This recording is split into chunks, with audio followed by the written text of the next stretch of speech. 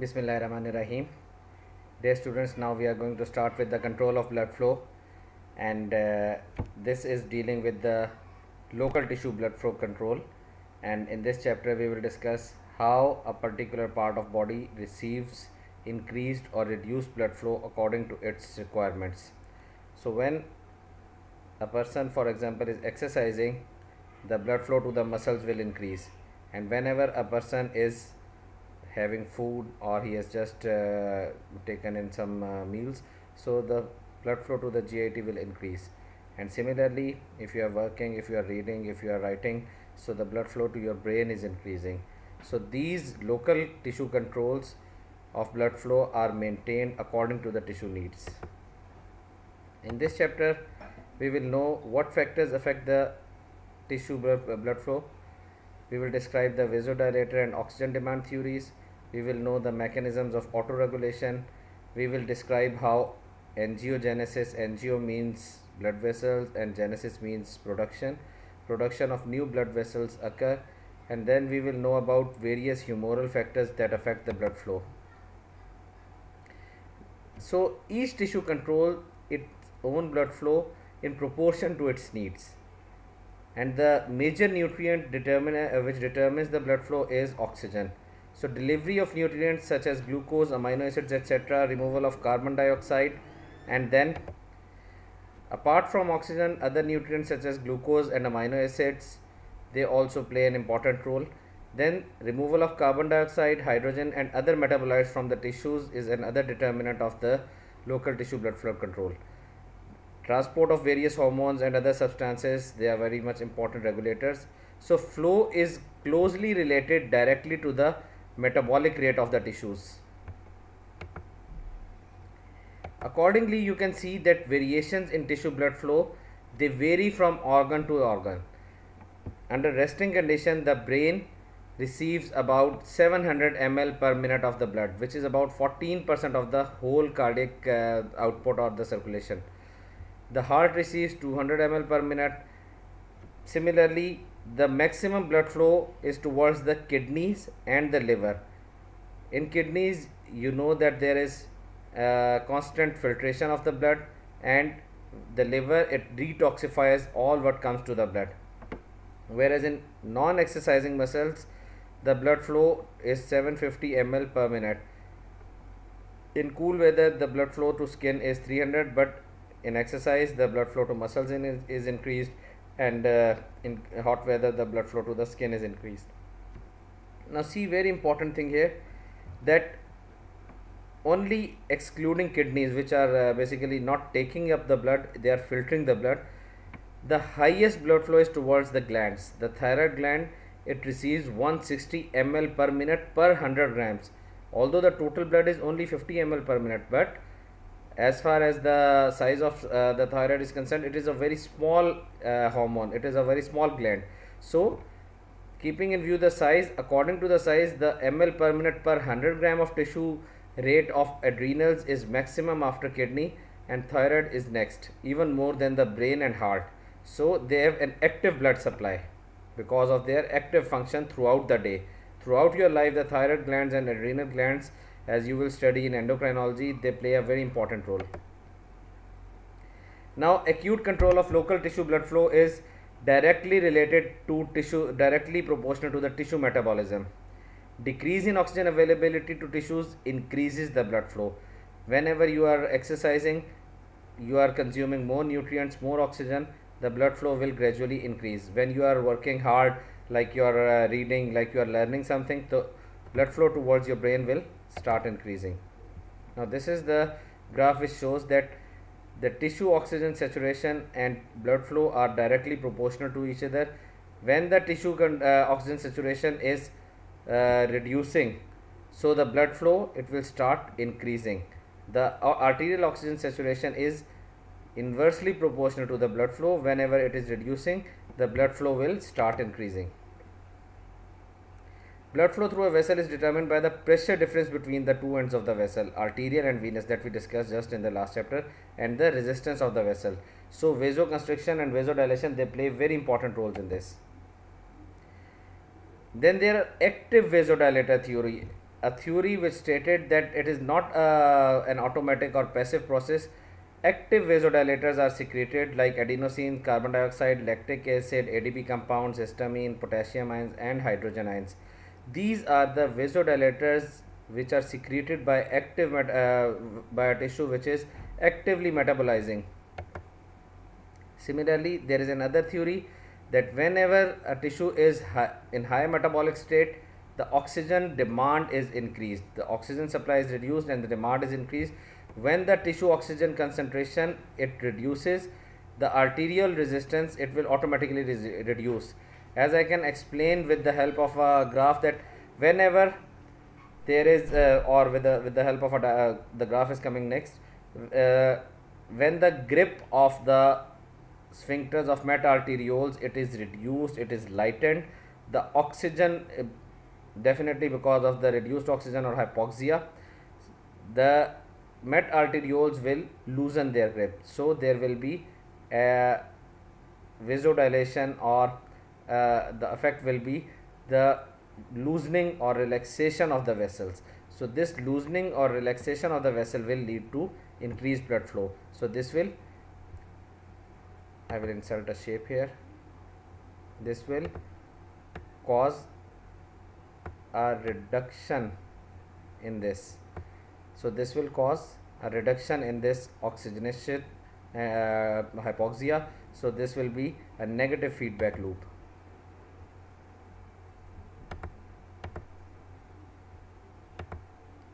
Now this is how the blood flow is regulated acutely to a tissue.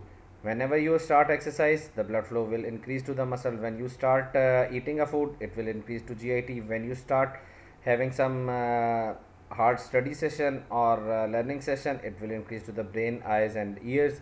So this is how the blood flow is controlled acutely whenever but it is independent of the long-term control of the arterial blood pressure.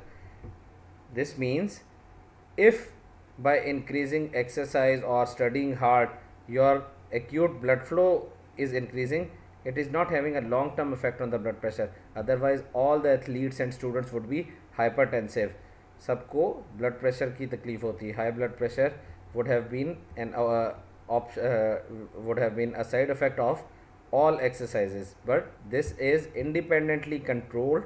The long-term blood pressure has nothing to do with acute local blood flow control. This point is necessary to understand, that long-term regulation of blood pressure is controlled independent of the local control. Now there are two theories, metabolic theory and myogenic theory, which show that autoregulation is either because of metabolites, that decreased oxygen or nutrient delivery is resulting in release of a vasodilator. The other theory, myogenic theory, proposes that as arterial pressure falls, the arterioles have an intrinsic property to dilate. So one says that decreased oxygenation, vasodilation. The other says that relaxation of muscles due to poor oxygenation, they will dilate in response to the reduced wall tension. Whereas some other tissues have appropriate and adequately maintained tissue mechanisms of local blood flow control. For example, in kidney, you will learn it in second year, how this local tissue control to the kidneys is controlled. Now this is the Laplace law, that that explains the myogenic mechanism, that when the pressure is reducing, the blood flow will the vessels will finally have a dilatory effect. So decreased pressure, decreased tension, decreased radius, and this decreased radius will maintain the tension constant. So this should be upright like this. Let me correct it for you. So increased pressure, increased tension, the radius finally increases. When the radius increases, vasodilation, it will maintain the tension constant. Long-term regulatory mechanisms of blood flow are more effective than the acute mechanism. Oxygen is the primary stimulus for regulating tissue vascularity. Now in the local immediate control, we only studied about the vasoconstriction and the vasodilation. But now as far as long-term regulation is controlled, oxygen is the stimulus for controlling the vascularity, which means the size and number of vessels. Now this is a long term process. You don't develop, Rome was not built in a day. So vascularity or increased blood vessels, they don't develop in a day. If a person starts exercising, it will not be in days or hours that he will develop new blood vessels to the exercising muscles. Rather, it will take few months to year. Then you will have those appropriate veins and those vascular dilation in the veins, which is very much visible in the muscular people or the exercising people.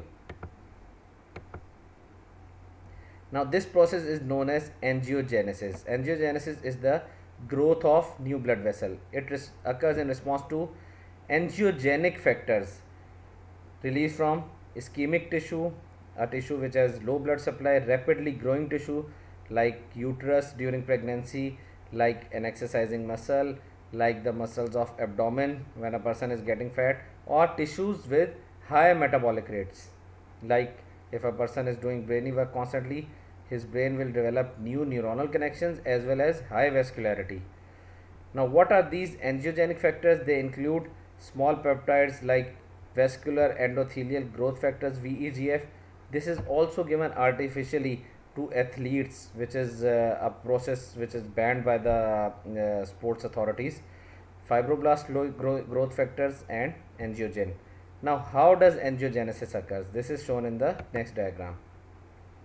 This is a capillary vessel that is intact, the blood is flowing smoothly, but however when there is hypoxia, the release of nitric oxide, vascular endothelial growth factor, angiogenin 2 and proteases, it caused the breakdown or rupture of the vessel wall somewhere in between the vessel. This is called sprouting. Sprouting of you know, in the plants there is budding, so this is called sprouting. Finally, this process is occurring somewhere else in another vessel as well, and this is how a bridge is formed between the two vessels. A new vessel is formed here. It was not present initially, but here it is formed. So this is how new connections are formed, new bridges are formed, new motorways are formed for the vessels. Now as far as the humoral regulation of the blood flow is concerned, there are some vasoconstrictors like norepinephrine, epinephrine, angiotensin, vasopressin and endothelin. There are very strong vasoconstrictors which cause vasoconstriction of the vessel, and apart from these there are vasodilators, as you studied in the vasodilator theory, bradykinin, serotonin, histamine, prostaglandin and nitric oxide.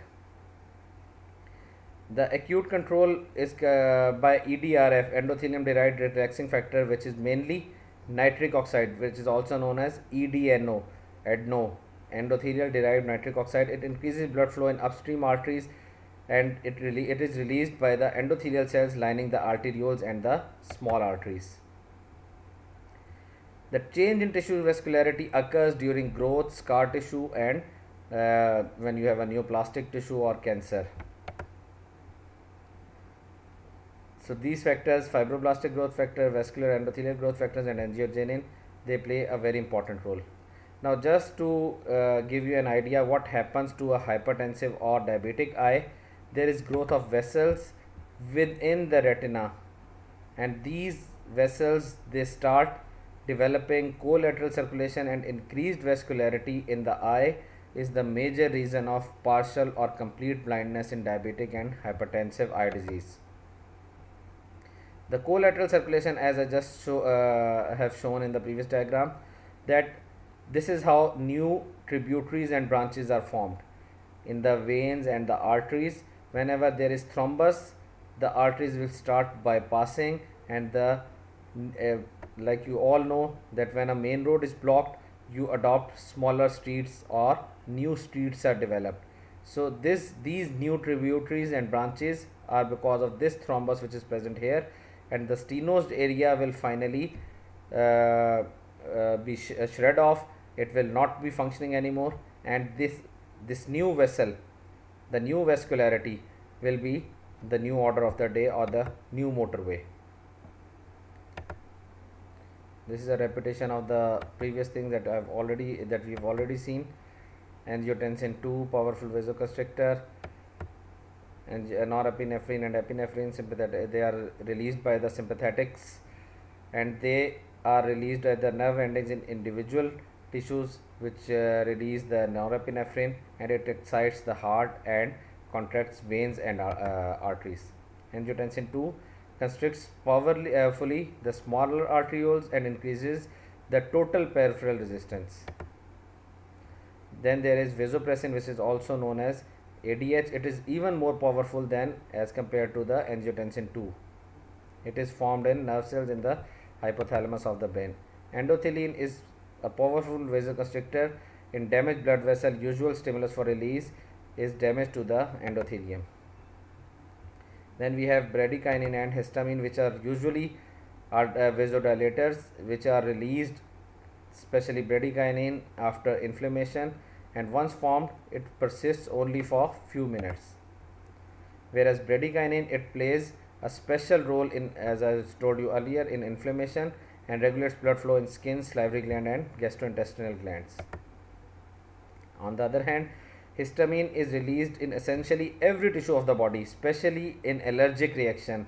As we have studied allergic reaction in blood, I have told you that in blood physiology that histamine is the major mediator of inflammation. It is also released by damaged tissue and inflamed tissue. It is a powerful vasodilator and increases the capillary permeability to a great extent. Most of the histamine is derived from mast cells in the damaged tissue and from basophils in the blood. Other chemical factors, they include calcium, potassium, magnesium, hydrogen, anions and carbon dioxide. Calcium is a vasoconstrictor, potassium is a vasodilator, magnesium is a vasodilator. It inhibits smooth muscle contraction. Then we have hydrogen ions, they increase the vasodilation, and then we have anions like acetate and citrate, they cause mild degrees of vasodilation. These are also formed during exercise.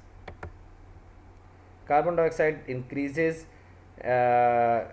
causes moderate vasodilation in most tissues, but maximum vasodilation is it in brain. So summing up, blood flow control is mainly local. Nervous control of circulation has more global functions. Whenever sympathetic and parasympathetic come into play, they redistribute blood flow to different areas of the body. They have a generalized function instead of local. They increase and decrease the heart pumping. Again, I am referring to the ANS, the sympathetic and parasympathetic. They very rapidly control the sympathetic systemic arterial pressure. It is always entirely through sympathetic and parasympathetic. Sympathetic is more important for circulation, whereas parasympathetic is more important for regulation of heart function. And this is a summing up of all the sympathetic and parasympathetic. There is a control area in the brain, which is the vasoconstrictor and which has the vasoconstrictor and the vasodilator portion, as well as the cardio inhibitor, which affects on heart. So this is the parasympathetic and sympathetic system, which is working on the heart. The parasympathetic on the heart is through the vagus nerve, whereas the sympathetic chain or paravertebral ganglia are present along the vertebra, and they supply the blood vessels, the heart and the other portions of your organs. Thank you very much. That's all for this lecture. Now get prepared for the test on Saturday, inshallah.